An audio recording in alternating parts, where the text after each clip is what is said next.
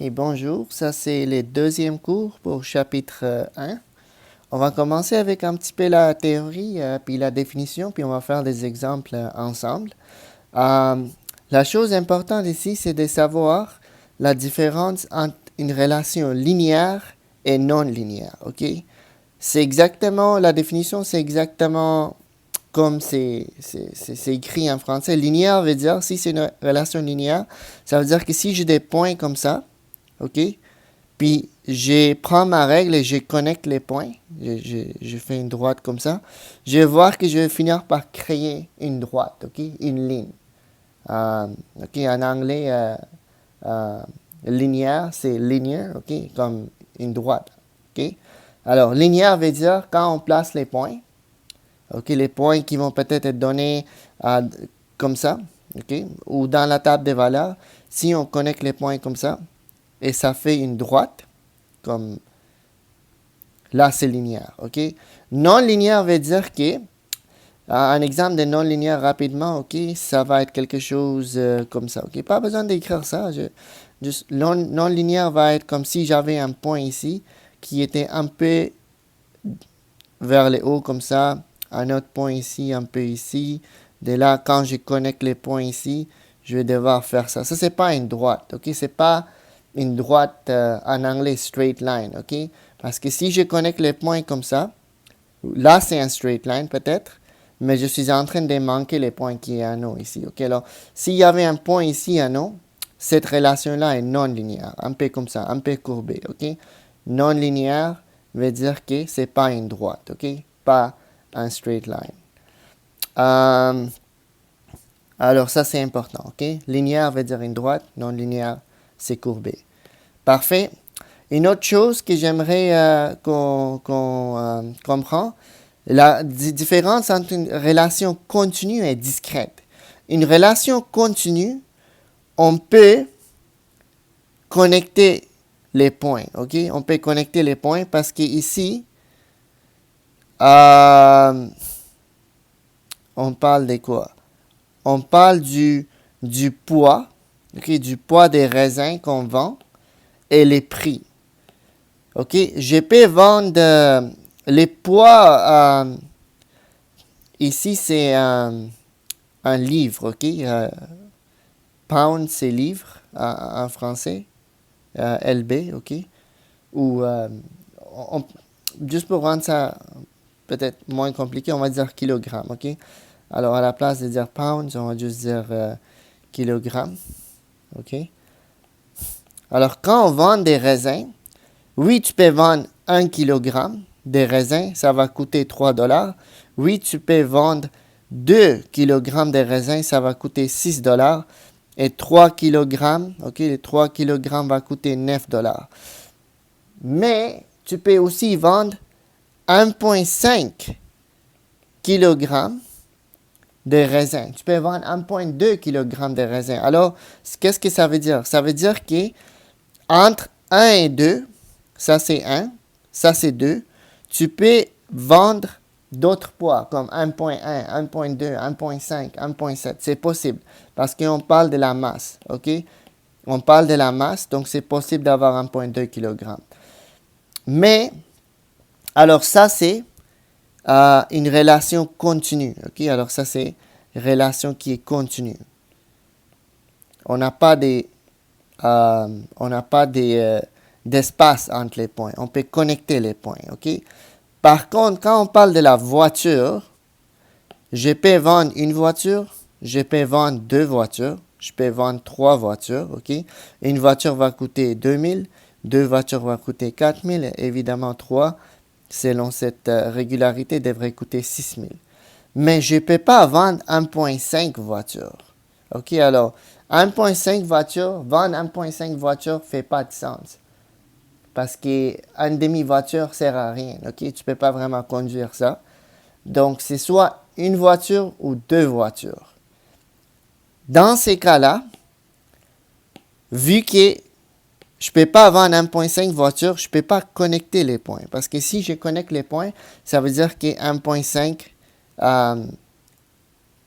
et fait partie de mon graphique, ok? Et 2.5 fait partie de mon graphique. Et 3.5 fait partie de mon graphique. Et 3.1 fait partie de mon graphique. Mais ça ne fait pas de sens dans le contexte d'une voiture. OK? Alors, dans les cas de voiture, on ne peut pas avoir 1.5. Dans les cas des élèves, on ne peut pas avoir. Si quelqu'un me demande, j'ai combien d'élèves dans la classe, c'est soit un élève, 2 élèves, 3 élèves, 4 élèves, mais ça ne peut pas être 1.5, 2.1.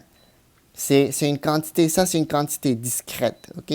Ça c'est une quantité discrète. Ça veut dire que ça ne fait pas de sens de connecter les points ici. Il faut laisser les trous. Il faut laisser les trous. Tandis qu'avec les poids, c'est possible. Ok? Avec les poids, c'est possible. C'est possible d'avoir 1.5 kg de raisin. Ok? Normalement, une quantité discrète, ça applique aux personnes, ok? Un élève, 2 élèves, ou à des objets comme voiture et tout, ok? Alors, continu veut dire tu peux connecter les points avec une droite. Discrète veut dire tu n'as pas le droit de faire ça, ok? Ok. Une relation directe et partielle. On peut parler, une relation directe va passer par l'origine, les coordonnées 0, 0, ok? Et son équation, l'équation pour une relation directe, c'est toujours y est égal à mx. Une relation partielle va pas passer par les coordonnées 0, 0 parce que lui, il touche ici. Les coordonnées ici, c'est pas 0, 0. Les coordonnées x ici est 0, mais les coordonnées y, je ne sais pas c'est quoi. Quand on ne sait pas c'est quoi, on met b. Ok, on met b pour dire que peut-être c'est 10, b veut dire 10, ou 5, je ne sais pas c'est quoi. Ok, mais en tout cas, c'est pas 0. Ici, c'est clair que c'est 0, 0. Même chose ici, ok. On passe par la fonction commence ici. Les coordonnées x est 0, mais y n'est pas 0, ok. Les coordonnées y, si je ne vois pas, je peux juste dire que c'est b. Et l'équation pour une relation partielle va être y est égal à mx plus b. La valeur de b que vous voyez ici. Si c'est 10, ok, si comme exemple, si ça c'était un 10, là j'allais dire y est égal à mx plus 10, ok. Puis m c'est la pente qu'on peut trouver, ok, qu'on peut trouver. Je vais vous montrer tantôt comment trouver la pente, ok. Mais normalement, quand il n'y a pas d'échelle, on ne sait pas c'est quoi la valeur, on va le laisser comme b. Alors, rapidement, si c'est une relation directe, la fonction n'a pas le choix de passer par les points 0, 0, par l'origine. Si c'est partiel, il ne faut pas qu'elle passe par ici, ok. Il ne faut pas. Ok. Pour la pente peut être positive, la pente peut être négative, et la pente peut être nulle. Ou nul veut dire 0, ok? Alors, dans ces cas-là, en anglais, pente c'est slope.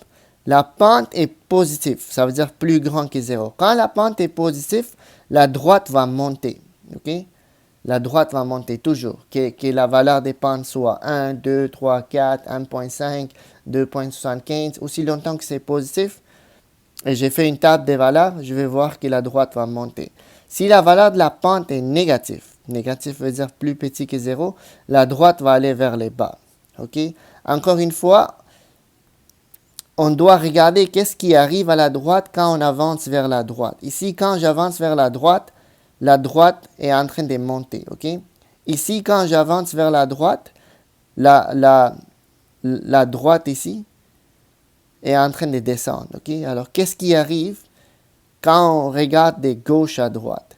Parce que si quelqu'un regarde dans ce sens-là, ok, la droite est en train de monter. Si tu regardes de droite à gauche, on regarde toujours vers la droite, ok? Toujours vers la droite. Alors, qu'est-ce qui arrive, ok, à ma fonction quand j'avance vers la droite? Elle descend. Alors, rapidement, si la pente est positive, ça monte. Si la pente est négative, ça descend. Si la pente est égale à 0, ça veut dire que la fonction ne peut pas monter ni descendre. Donc la fonction ne va pas changer. Ça va rester la même valeur. Ok? Alors, c'est comme ça va être un constant. Ça ne peut pas monter parce que pour monter, la pente doit être positive. Ça ne peut pas descendre parce que pour descendre, la pente doit être négative. Donc, ça veut dire que ça ne va pas changer. La fonction va être un constant. Okay? La valeur de y reste la même. Okay? Si on va dire que cette valeur-là ici, c'est 10, quand x est égal à 1, y est 10. Okay? Les coordonnées ici, c'est 1, 10. Quand x est égal à 3, ici, on va dire, les coordonnées, c'est 3, 10. Les coordonnées y ne changent pas, peu importe la valeur de x. Okay? Une pente indéfinie, on va pas étudier ça. Okay? C'est un peu trop avancé pour ces cours. Alors, pour le moment, je vais juste le sauter. Okay? Rapidement, là, on va faire des exemples. Okay?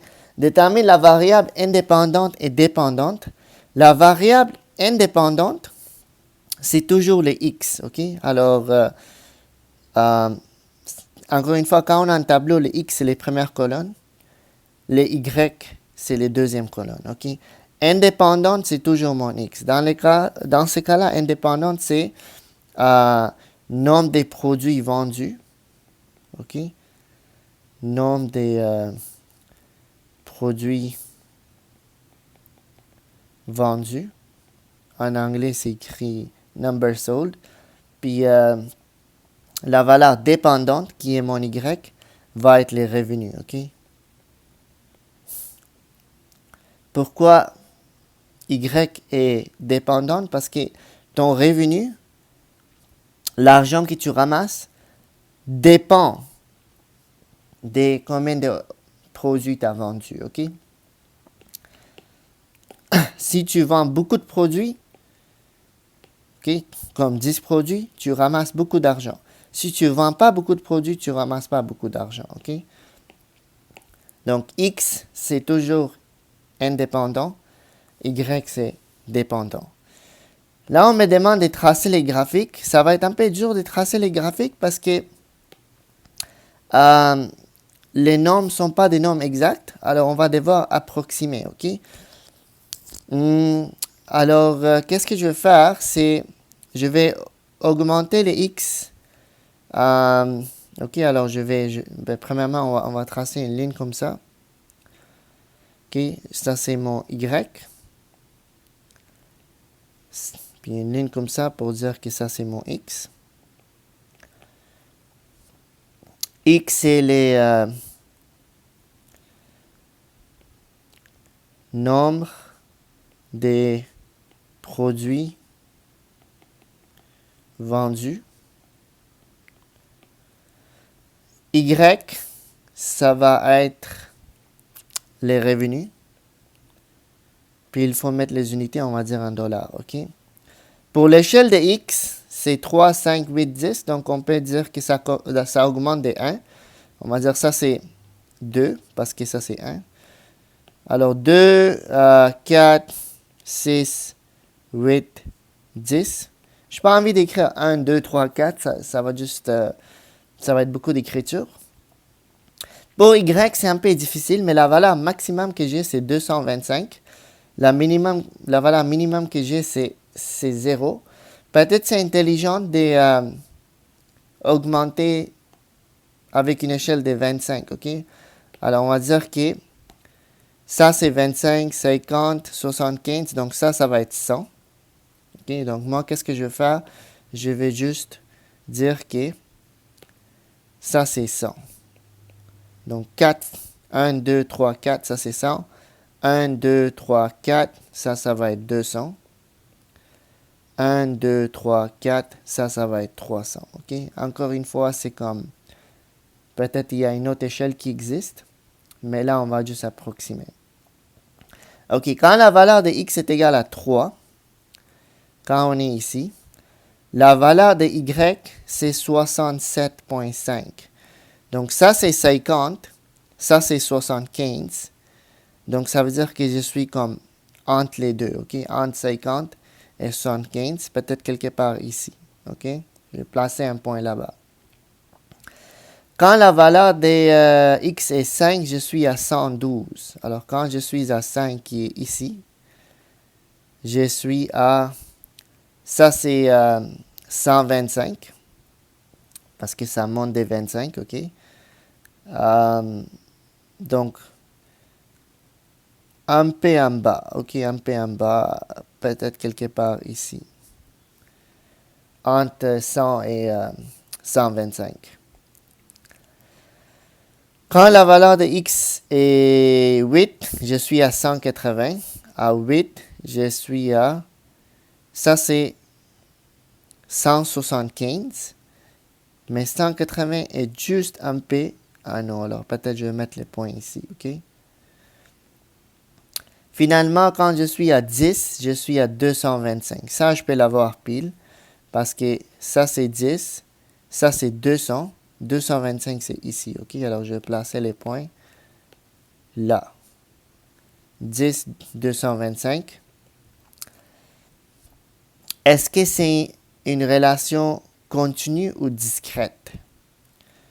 OK. Donc, je viens de tracer les graphiques, mais on est en train de vendre un produit. Je ne sais pas c'est quoi les produits. Peut-être ça peut pas être une voiture parce que je pense pas que 3 voitures vont coûter 67 $. C'est un autre produit. Peut-être c'est une boîte de chocolat, OK? Ou quelque chose de... Ouais, une boîte de chocolat qui est fermée, on va dire, OK? T'as pas le droit d'ouvrir ça. Une boîte de chocolat. Donc, c'est possible de vendre 3 boîtes de chocolat.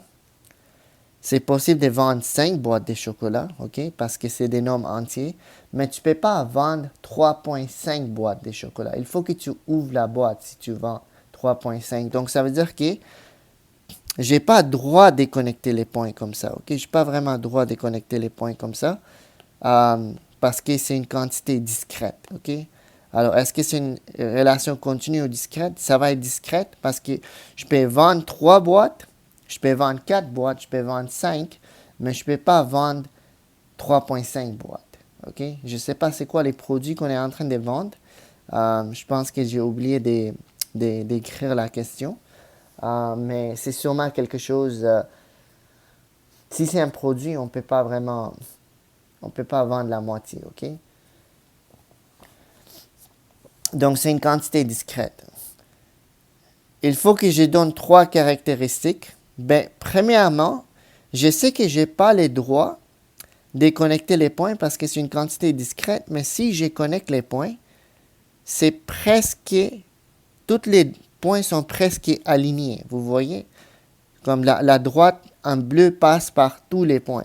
Je sais que je suis peut-être un peu off ici, mais c'est parce que j'ai peut-être mal placé certains points, j'ai approximé, mais c'est presque une droite parfaite, ok? Alors, les caractéristiques vont être, est-ce que c'est linéaire ou non linéaire? Mais vu que c'est une droite presque parfaite, je vais dire linéaire, ok? Alors, c'est linéaire.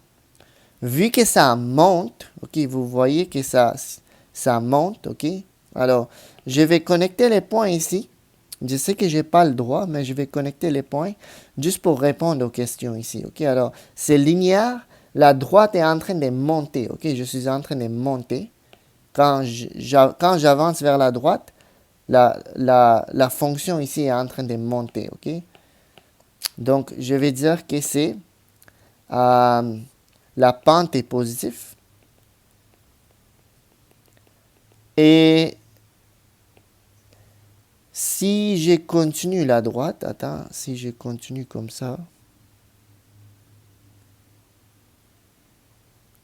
ça passe par l'origine, vous voyez, ça va passer par l'origine. Donc, c'est une relation qui passe par l'origine.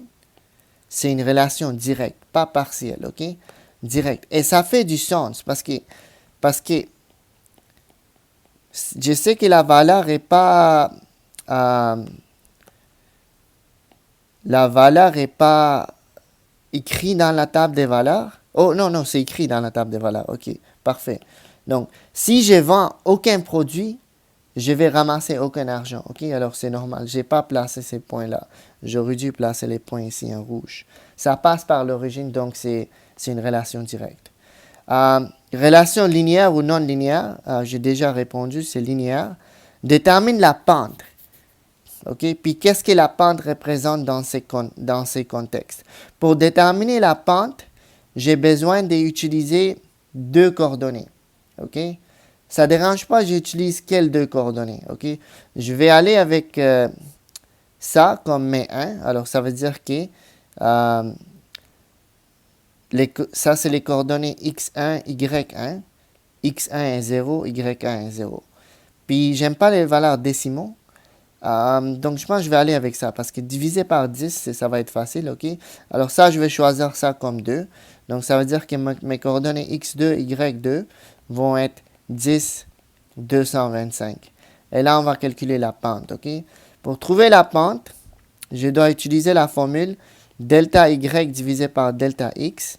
Mais delta veut juste dire delta veut juste dire y2 moins y1 sur x2 moins x1, OK? Alors, si je regarde à non, mon y2 est 225, mon y1 est 0. Alors, ça va être 225 moins 0 sur x2 qui est 10, x1 qui est 0, donc 10 moins 0. Ça va être 2, 2, 5 divisé par 10. La pente est 22,5. Okay. Qu'est-ce que la pente représente dans les contextes? Pour comprendre qu'est-ce que la pente représente, il faut qu'on met les unités. Okay? Alors, les unités de mon Y, c'est $. Et les unités de mon X, c'est produit, right? Comme nombre des produits vendus, mais comme nombre des produits. Alors, produit. Donc, ça veut dire que la réponse finale, les unités de la réponse finale va être $ sur produit. OK? Les unités ici vont me dire que je dois payer 22,5 $ pour un produit. OK? Donc, ça veut dire que je ne sais pas qu'est-ce qu'il est en train de vendre. On va dire une boîte de chocolat. Mais la boîte de chocolat, maintenant, quand je calcule la pente, ça coûte 22,5 $ pour un produit. OK? Alors, c'est comme les prix unitaires de la boîte de chocolat. OK? Alors, quand je trouve la pente, c'est comme si je viens de déterminer une boîte coûte combien. OK? Une boîte coûte combien à peu près. On va peut-être vérifier. OK? On va juste faire 8 fois 22,5. On va voir est-ce que ça donne à peu près 180. Parce que si une boîte coûte 22,5, 22,5 fois 8, donc ça veut dire 8 boîtes va coûter 180. Vous voyez? Alors la pente ici, c'est un peu difficile de déterminer qu'est-ce que la pente représente. Il faut mettre les unités. Mais les unités sont en train de me dire que c'est les prix d'un produit. OK? Combien de jouets? OK, alors les produits étaient des jouets. Ce n'était pas des boîtes de chocolat. Alors ça, c'est des jouets. OK? Combien de jouets, OK, doivent être vendus pour générer un revenu de 405 $? OK. Il y a deux façons de faire ça. OK? Je sais que ça, c'est une relation directe. Alors, l'équation va être y est égal à mx. Je viens juste de trouver la pente, c'est 22,5. Donc, ça veut dire que la relation, c'est y est égal à 22,5x. OK? Puis là, 405 $, c'est mon y. OK? Ça veut dire que je dois remplacer y par 405 ici est égal à 22,5. Et là, je peux résoudre pour x. OK? Alors, je vais diviser par 22,5. Diviser par 22,5. Ça va me donner x est égal à... j'ai pas ma calculatrice ici, mais je vais juste utiliser l'iPad. Un instant.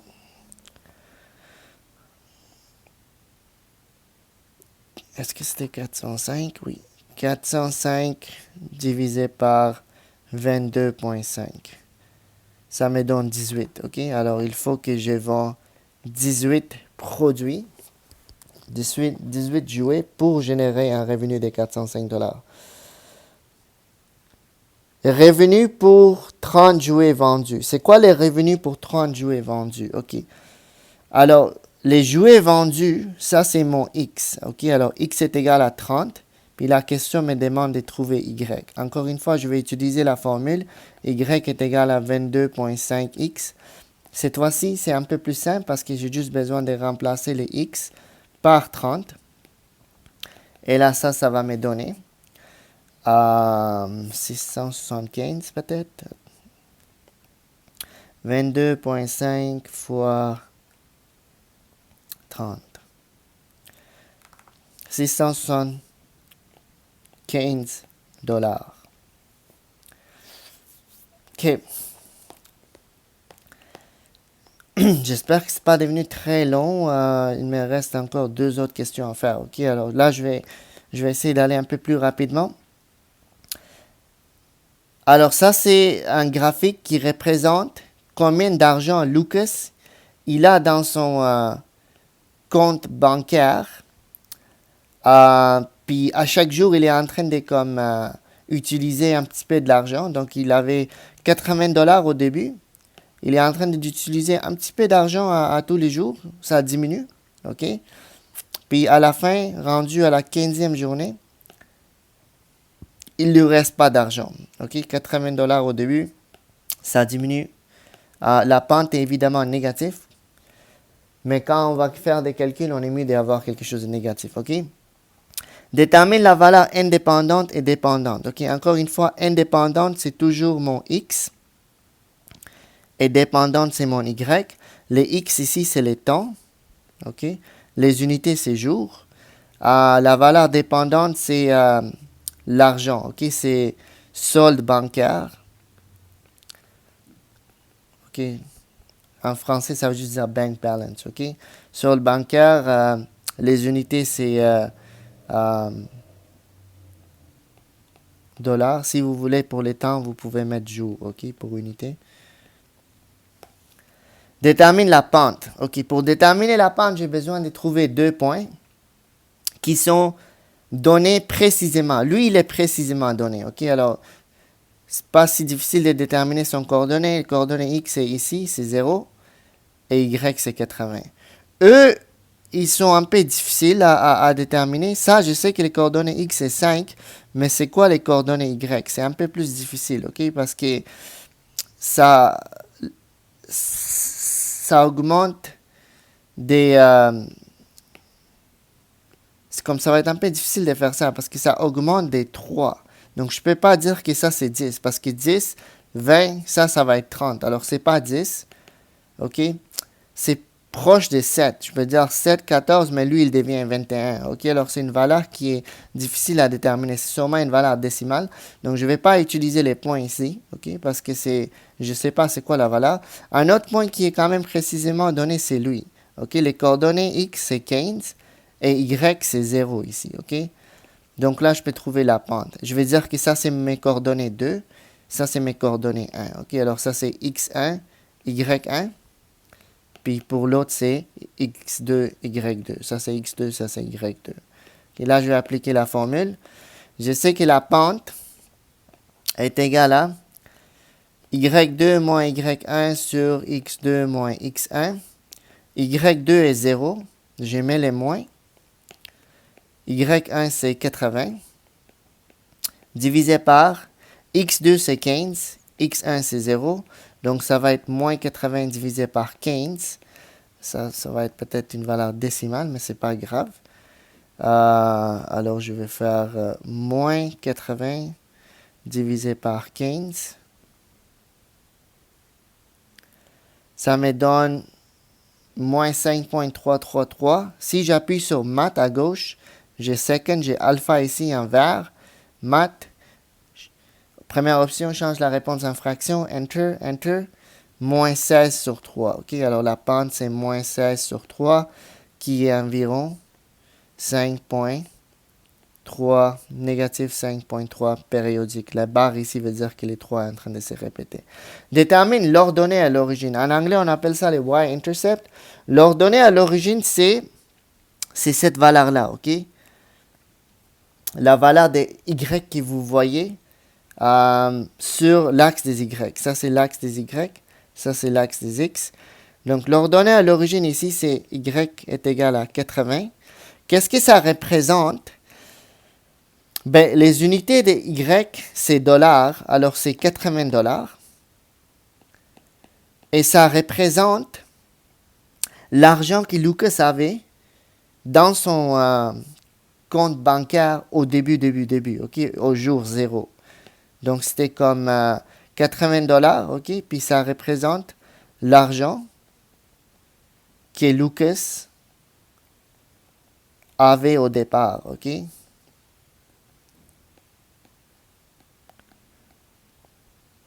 Au début, on peut dire. Au départ, au début, peu importe, ok. L'argent que Lucas avait au départ dans son compte bancaire.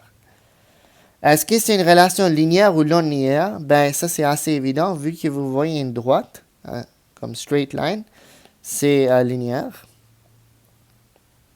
Justifie ta réponse, c'est... On voit une droite, ok? C'est une droite. Si je connecte les points, c'est une droite.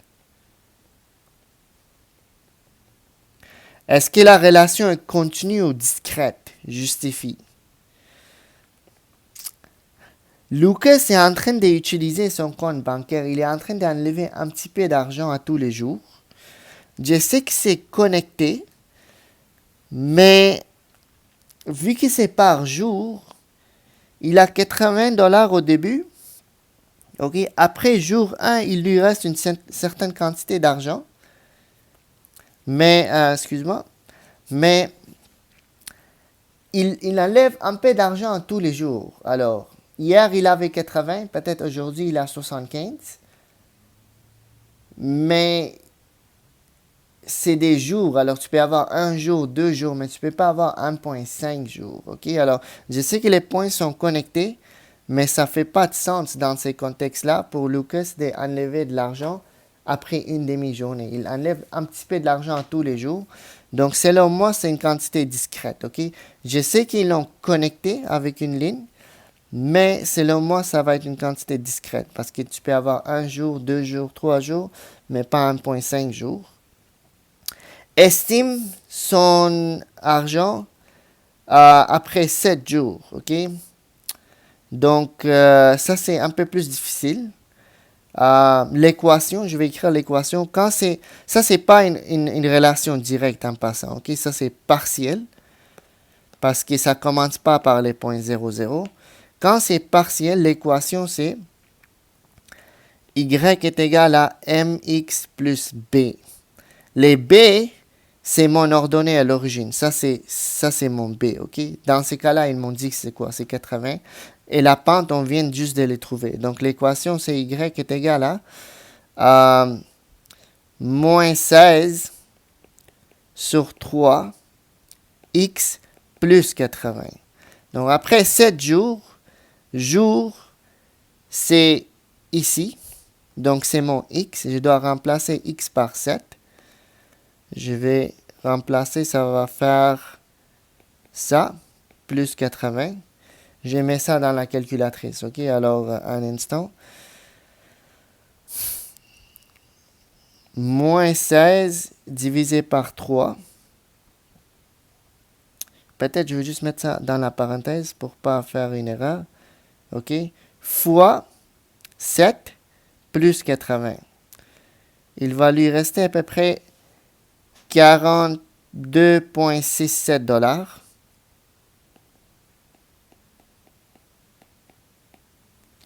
Puis si je regarde ici, 7 jours, si j'estime, ok, si on ne fait pas les calculs mathématiques, ça va être un peu plus que 40. Ok, si un élève me dit, en regardant les graphiques, c'est à peu près 42 dollars, je vais quand même l'accepter. Ok, mais la vraie façon de le faire, c'est, comme pour avoir la réponse exacte, c'est d'utiliser cette formule-là.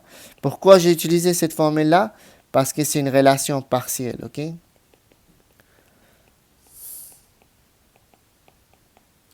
Ok, on continue.